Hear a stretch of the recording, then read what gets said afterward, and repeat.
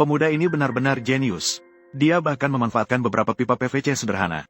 Setelah sedikit dirakit dan dihubungkan, dia berhasil membuat alat pompa yang tidak menggunakan minyak atau listrik.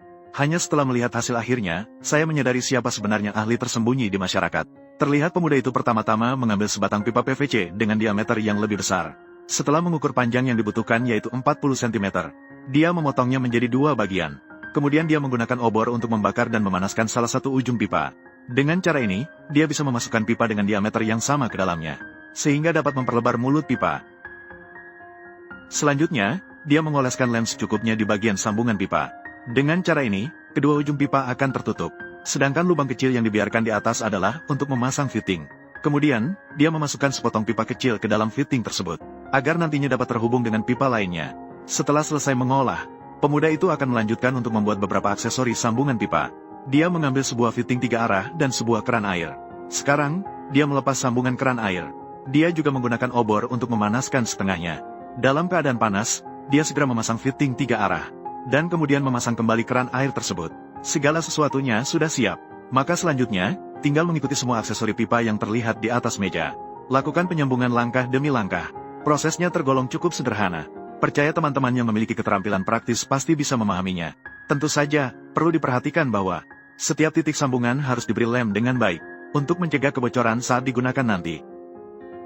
Dan penutup di atas dua pipa air yang lebih besar berbeda. Satu adalah penutup dengan 3 lubang. Yang lainnya adalah penutup dengan 1 lubang. Sekarang sambungkan ujung pipa penutup 1 lubang dengan siku. Kemudian sambungkan fitting 3 arah dengan pipa di bawah untuk membentuk loop tertutup. Selanjutnya, Anda dapat memasang keran air. Akhirnya, kita sampai pada langkah yang paling penting.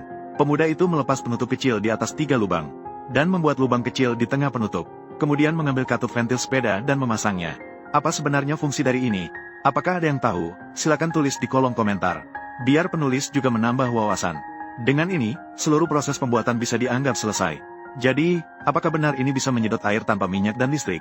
Mari kita tunggu dan lihat. Terlihat pemuda itu tiba di tepi sebuah sungai kecil di pintu masuk desa. Setelah menyambungkan dan menempatkan dengan baik, masukkan salah satu ujung pipa ke dalam air. Namun saat membuka keran air, tidak ada air yang mengalir. Pemuda itu segera menambah air ke pipa belakang hingga penuh. Setelah itu, kencangkan kembali tutupnya. Kemudian ambil pompa udara dan arahkan ke katup ventil di atas untuk mengisi udara.